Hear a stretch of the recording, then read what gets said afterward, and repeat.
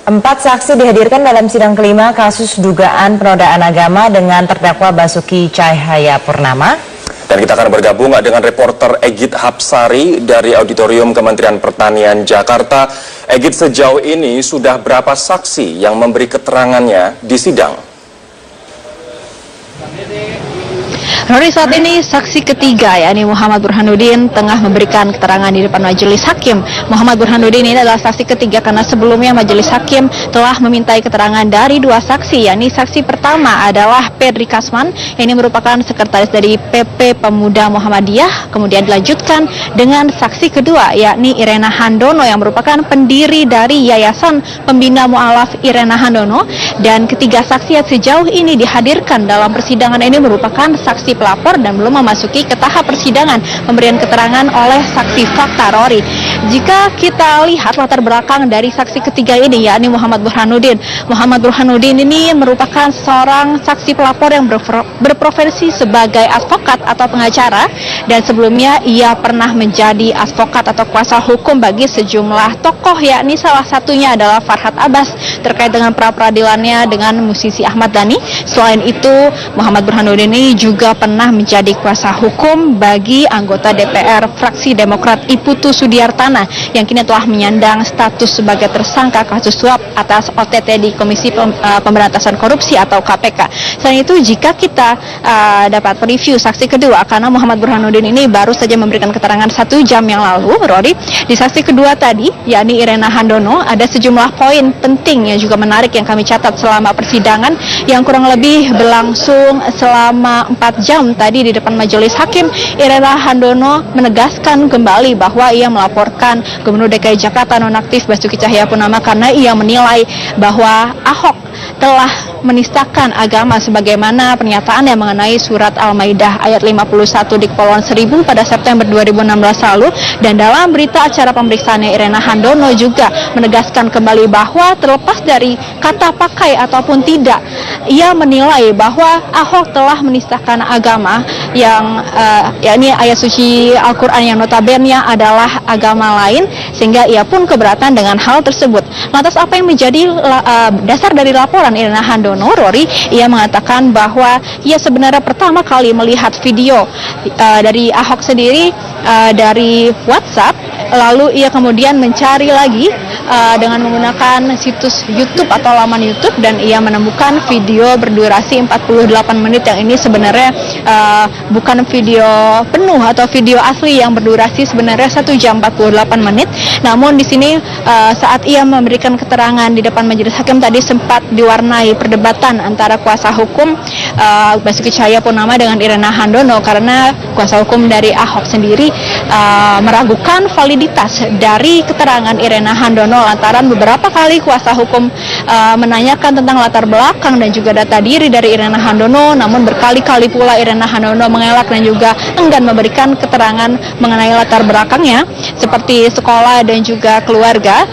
Selain itu ada juga sejumlah hal yang dipermasalahkan oleh kuasa hukum Ahok, karena kuasa hukum Ahok ini menilai bahwa dalam keterangannya tadi Irena Handono telah menyebarkan fitnah, yakni tadi Irena Handono sempat mengatakan bahwa saat menjadi gubernur, Basuki Cahayapurnama atau Ahok ini telah merobohkan masjid dan juga telah melarang siswa sekolah untuk mengenakan jilbab, dan hal ini dinilai oleh kuasa hukum Ahok tidak berdasar, dan bahkan kuasa hukum tidak tinggal diam, akan melaporkan keterangan ini ke Polda Metro Jaya dalam waktu dekat.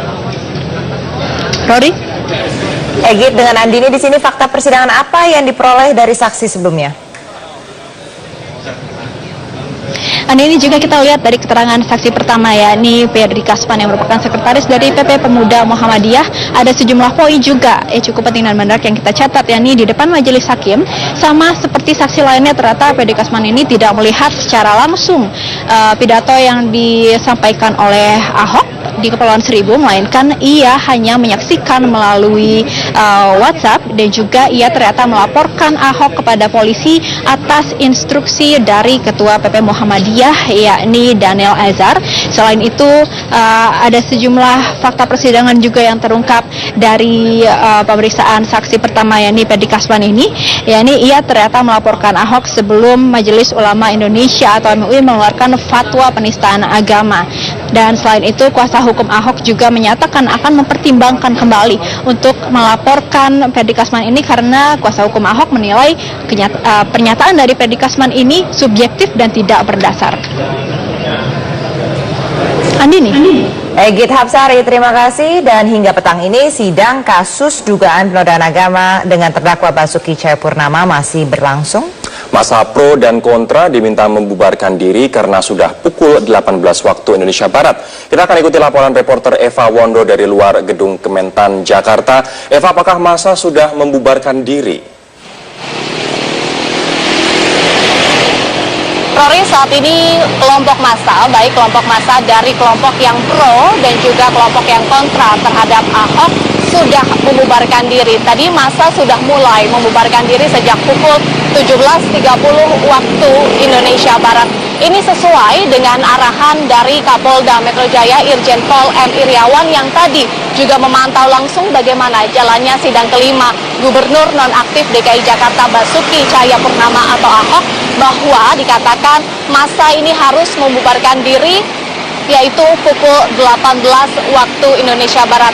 Ini pun juga sesuai dengan aturan undang-undang yang berlaku, yaitu Undang-Undang Nomor 9 Tahun 2008, bahwa aspirasi atau penyampaian aspirasi di depan publik hanya boleh dilakukan sejak pukul 6 pagi hingga pukul 18 waktu setempat. Sejak pagi kami memantau massa saat berorasi hingga masa membubarkan diri ini berlangsung dengan aman, tertib, dan juga kondusif. Rory.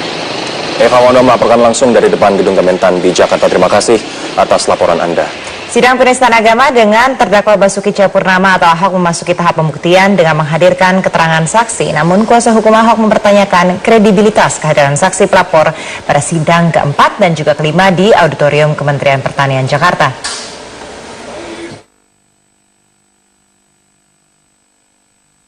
Sidang penistaan agama yang menjerat Gubernur Nonaktif Basuki Cahayapurnama atau Ahok telah memasuki tahap pembuktian sejak Selasa 3 Januari 2017. Pada sidang keempat ini dijadwalkan keterangan 6 saksi pelapor, namun dari 6 saksi pelapor hanya 4 orang yang memberikan keterangan di pengadilan, yakni Novel Kaidir Hasan, Gus Joy Setiawan, Muksin, dan Syamsul Hilal. Dalam kesaksiannya, salah satu saksi yang dihadirkan memberikan penjelasan tentang pernyataan Ahok terkait surat Al-Maidah ayat 51. Saksi bernama Muksin ini keberatan karena Ahok tidak memiliki kompetensi dan hak menafsirkan surat Al-Maidah ayat 51. Poinnya kenapa saya melaporkan terdakwa alias Ahok, ya saya katakan dia menghina Al-Quran, menghina kitab suci Al-Quran. Saya pikir di batas-batas itu saja. Selasa 10 Januari 2017, Pengadilan Negeri Jakarta Utara kembali menggelar sidang kelima Ahok dengan agenda keterangan saksi pelapor. Kali ini, dari 5 saksi yang dijadwalkan hadir oleh Jaksa Penuntut Umum, hanya 4 yang dapat memberikan keterangan, yakni Perdi Kasman, M. Burhanuddin, Wilyudin Abdul Rashid Dadi, dan Irena Handono. Sementara Ibnu Baskoro tidak hadir. Kuasa hukum Ahok, Humpere Jemat pun kembali mempertanyakan kredibilitas saksi pelapor yang dihadirkan Jaksa Penuntut Umum. Untuk BAP yang tidak sinkron ini, ya tentu kita nanti akan meneliti lebih lanjut, ya, apakah dia tidak sinkronnya karena dia pakai itu video yang diunggah oleh Bu Yani. Nah, kalau memang ternyata itu dari Bu Yani, tentu ini menjadi dasar untuk adanya keterangan palsu dia di pengadilan. Akan ada proses hukum terhadap saksi Perdi. Perdebatan kredibilitas saksi pelapor ditanggapi pengamat hukum Iqbal Feliciano. Menurut Iqbal, saksi dalam sebuah kasus tindak pidana terbagi menjadi 3, yakni saksi fakta, saksi ahli, dan saksi korban. Kemudian juga dibagi apakah dia kemudian disebut sebagai saksi korban juga atau saksi pelapor. Pada saat ia mempunyai klasifikasi sebagai saksi korban atau saksi pelapor, ya maka dia bisa menjadi seorang korban atau pelapor, yang kemudian dia bisa menjadi saksi juga. Sidang penistaan agama yang menjerat Ahok akan melewati jalan panjang tahap pembuktian. Pertanyaannya, apakah Majelis Hakim Pengadilan Jakarta Utara mampu menyelesaikan sidang penistaan agama sebelum waktu pemungutan suara 15 Februari 2017 mendatang? Tim Liputan Metro TV. Sebenarnya publik juga bertanya-tanya sebenarnya apa yang di statement dikeluarkan oleh saksi pelapor dan juga ada kuasa hukum dari Basuki Cahayapurnama dalam persidangan tadi ini, begitu. Betul, dikarenakan media juga tidak bisa menyiarkan secara langsung dari dalam persidangan dan kita nanti akan nggak bisa mengetahui apa yang mereka katakan dari luar persidangan. Kita akan nantikan. Pelapor Pedri Kasman yang juga sekretaris PP Pemuda Muhammadiyah mengakui dasar pelaporannya adalah cuplikan rekaman video sepanjang 13 detik. Ia juga menegaskan bahwa video tersebut asli. Dan kita tegaskan bahwa video itu asli dan sudah diuji oleh Puslapor Mabes Polri. Itu. Dia sempat mempersoalkan ada kalimat dalam laporan saya di Polda. Saya katakan laporan itu hanya pintu masuk. Kesaksian yang sebenarnya adalah apa yang ada di ruang persidangan. Yang dipermasalahkan apa, Pak? Ya hanya persoalan ejaan tadi apa? Dibohongi oleh surat Al-Maidah 51. Itu aja. Pak, tadi kan pengacara sempat mempermasalahkan karena Bapak tidak klarifikasi dulu ke Pak Ahok ataupun tabayun nih komisaris. Bagaimana Pak? Ya kan sudah saya jelaskan.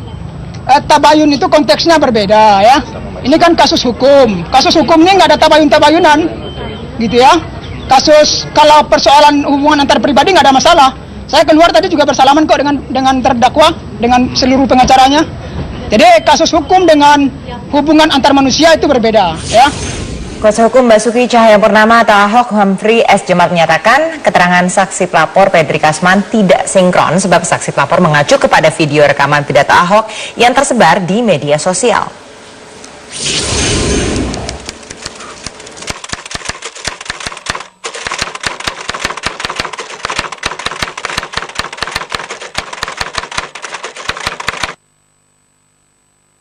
Ditanyakan waktu dia buat laporan itu tidak ada kata pakai, tapi dibohongi oleh Al-Maidah, sedangkan di BAP-nya dia kata pakai. Nah itu dipertanyakan kenapa berbeda antara laporan sama berita acara, tapi dia bilang sama saja. Nah makanya itulah tadi kita tanyakan apakah waktu dia buat laporan itu ya dia memakai sumber dari Bu Yani yang memang tidak ada kata pakainya, dan dia mengatakan bahwa awalnya dia tidak kenal sama Bu Yani, tapi setelah ditanya lebih lanjut ya ternyata dia memang pernah ya berkenalan dan juga berhubungan dengan Bu Yani, tapi dia bilang si Bu Yani Buniani. Nah itu setelah katanya dia buat laporan dan memang kita mendapatkan fotonya dia, katanya Bu Yani ya itu Buniani pernah juga datang ke kantor Pemuda Muhammadiyah di Jalan Menteng gitu. Itu satu.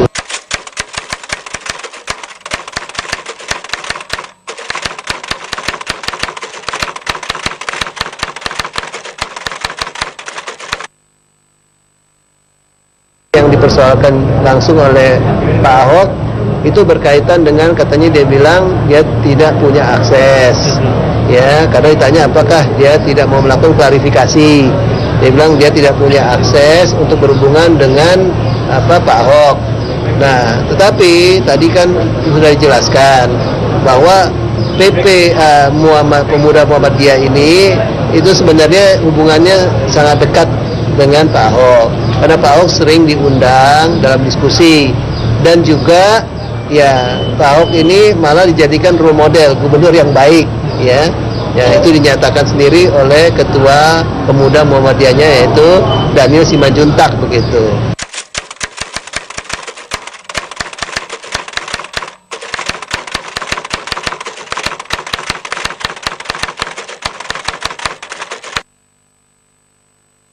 sinkron ini, ya tentu kita nanti akan meneliti lebih lanjut, ya, apakah dia tidak sinkronnya karena dia pakai itu video yang diunggah oleh Bu Yani.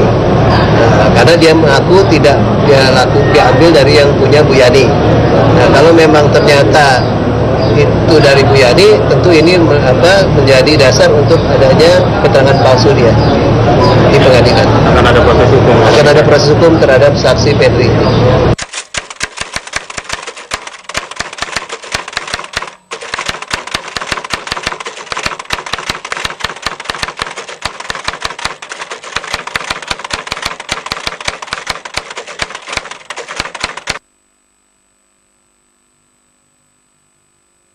Ini memang laporan yang hanya melihat ya sepotong aja mengenai soal Al-Maidah.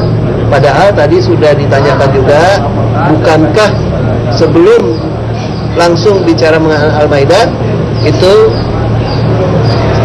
Ahok sudah mengemukakan bahwa ini hanya cerita untuk katakanlah memotivasi, memberikan semangat kepada bapak-bapak ibu-ibu sekalian gitu.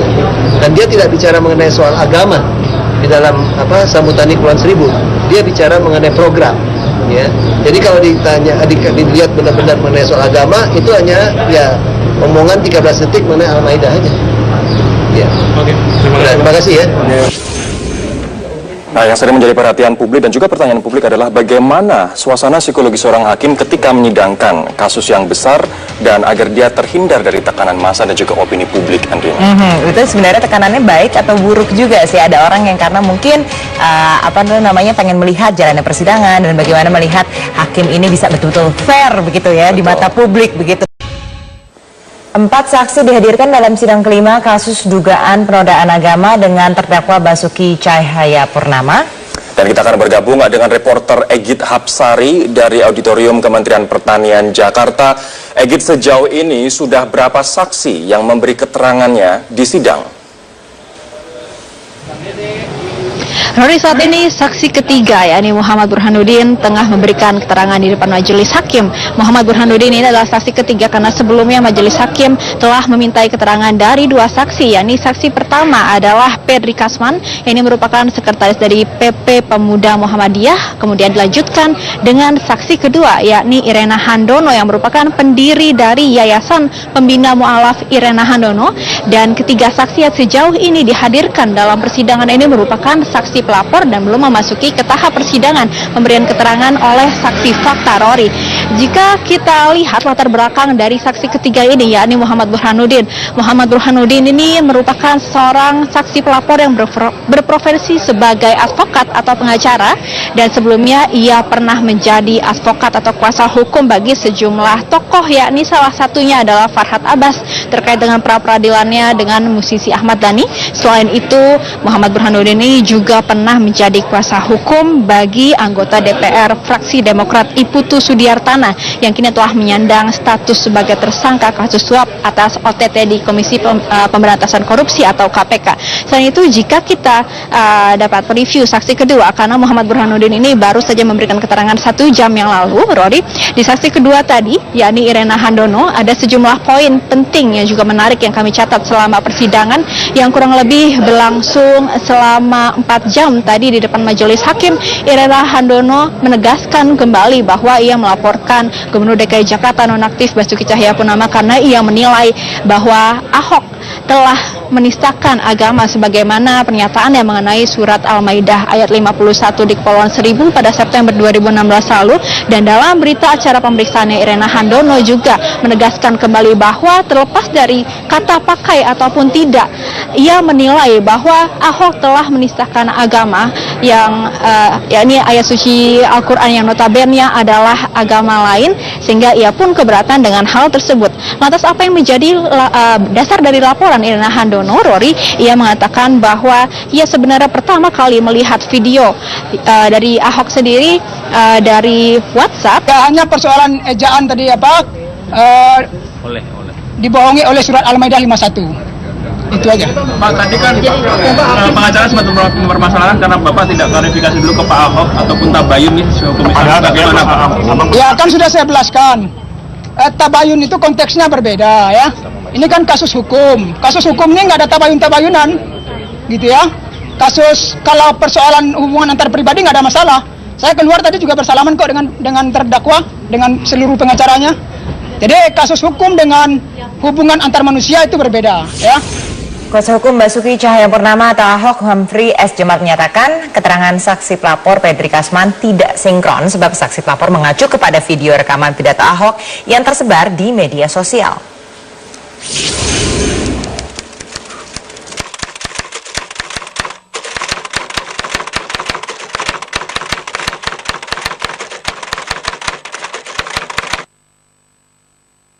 Ditanyakan waktu dia buat laporan itu tidak ada kata pakai, tapi dibohongi oleh Al-Maidah. Sedangkan di BAP-nya dia kata pakai. Nah itu dipertanyakan kenapa berbeda antara laporan sama berita acara, tapi dia bilang sama saja. Nah makanya itulah tadi kita tanyakan apakah waktu dia buat laporan itu ya dia memakai sumber dari Bu Yani yang memang tidak ada kata pakainya, dan dia mengatakan bahwa awalnya dia tidak kenal sama Bu Yani, tapi setelah ditanya lebih lanjut ya ternyata dia memang pernah ya berkenalan dan juga berhubungan dengan Bu Yani, tapi dia bilang si Bu Yani Buniani. Nah itu setelah katanya dia buat laporan, dan memang kita mendapatkan fotonya dia, katanya Bu Yani ya itu Buniani pernah juga datang ke kantor Pemuda Muhammadiyah di Jalan Menteng gitu. Itu satu.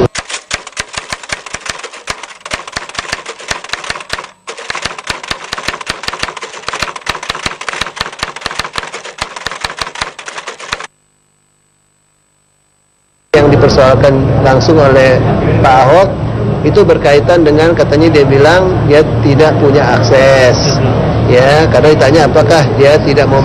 Lalu ia kemudian mencari lagi dengan menggunakan situs YouTube atau laman YouTube, dan ia menemukan video berdurasi 48 menit yang ini sebenarnya bukan video penuh atau video asli yang berdurasi sebenarnya 1 jam 48 menit.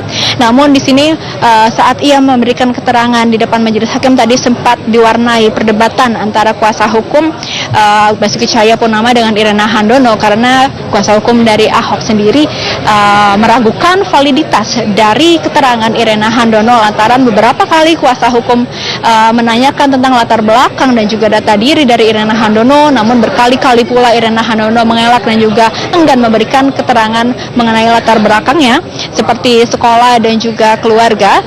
Selain itu ada juga sejumlah hal yang dipermasalahkan oleh kuasa hukum Ahok, karena kuasa hukum Ahok ini menilai bahwa dalam keterangannya tadi Irena Handono telah menyebarkan fitnah, yakni tadi Irena Handono sempat mengatakan bahwa saat menjadi gubernur Basuki Cahayapurnama atau Ahok ini telah merobohkan masjid dan juga telah melarang siswa sekolah untuk mengenakan jilbab, dan hal ini dinilai oleh kuasa hukum Ahok tidak berdasar, dan bahkan kuasa hukum tidak tinggal diam, akan melaporkan keterangan ini ke Polda Metro Jaya dalam waktu dekat.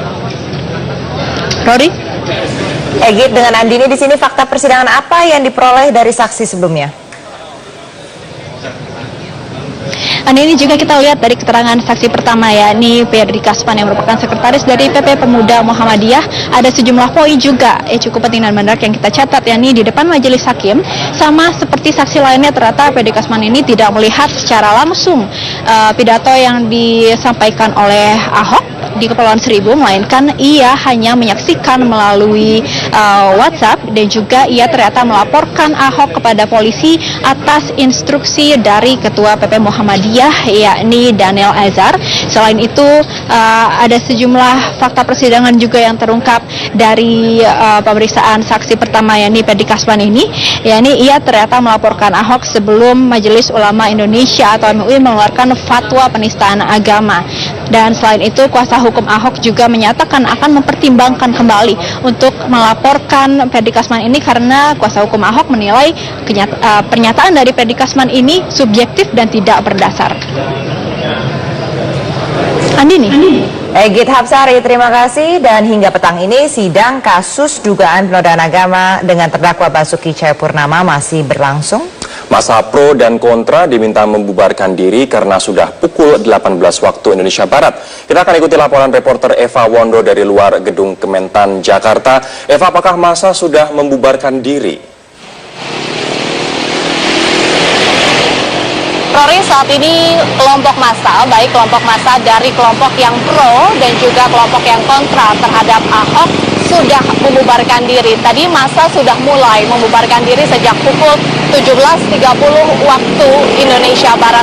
Ini sesuai dengan arahan dari Kapolda Metro Jaya Irjen Pol M. Iriawan yang tadi juga memantau langsung bagaimana jalannya sidang kelima Gubernur Nonaktif DKI Jakarta Basuki Cahayapurnama atau Ahok, bahwa dikatakan massa ini harus membubarkan diri yaitu pukul 18 waktu Indonesia Barat. Ini pun juga sesuai dengan aturan undang-undang yang berlaku, yaitu Undang-Undang Nomor 9 Tahun 2008, bahwa aspirasi atau penyampaian aspirasi di depan publik hanya boleh dilakukan sejak pukul 6 pagi hingga pukul 18 waktu setempat. Sejak pagi kami memantau massa saat berorasi hingga massa membubarkan diri ini berlangsung dengan aman, tertib dan juga kondusif. Rory. Eva Wondo melaporkan langsung dari depan gedung Kementan di Jakarta. Terima kasih atas laporan Anda.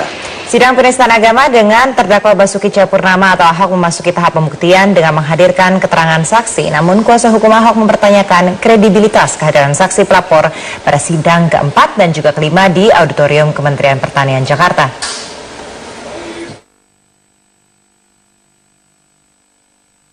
Sidang penistaan agama yang menjerat Gubernur nonaktif Basuki Cahayapurnama atau Ahok telah memasuki tahap pembuktian sejak Selasa 3 Januari 2017. Pada sidang keempat ini dijadwalkan keterangan 6 saksi pelapor, namun dari 6 saksi pelapor hanya 4 orang yang memberikan keterangan di pengadilan, yakni Novel Kaidir Hasan, Gus Joy Setiawan, Muksin, dan Syamsul Hilal. Dalam kesaksiannya, salah satu saksi yang dihadirkan memberikan penjelasan tentang pernyataan Ahok terkait surat Al-Maidah ayat 51. Saksi bernama Muksin ini keberatan karena Ahok tidak memiliki kompetensi dan hak menafsirkan surat Al-Maidah ayat 51. Poinnya kenapa saya melaporkan terdakwa alias Ahok, saya katakan dia menghina Al-Quran, menghina kitab suci Al-Quran. Saya pikir di batas-batas itu saja. Selasa 10 Januari 2017, Pengadilan Negeri Jakarta Utara kembali menggelar sidang kelima Ahok dengan agenda keterangan saksi pelapor. Kali ini, dari 5 saksi yang dijadwalkan hadir oleh Jaksa Penuntut Umum, hanya 4 yang dapat memberikan keterangan, yakni Pedri Kasman, M. Burhanuddin, Wilyudin Abdul Rashid Dadi, dan Irena Handono. Sementara Ibnu Baskoro tidak hadir. Kuasa hukum Ahok, Humpere Jemat pun kembali mempertanyakan kredibilitas saksi pelapor yang dihadirkan Jaksa Penuntut Umum.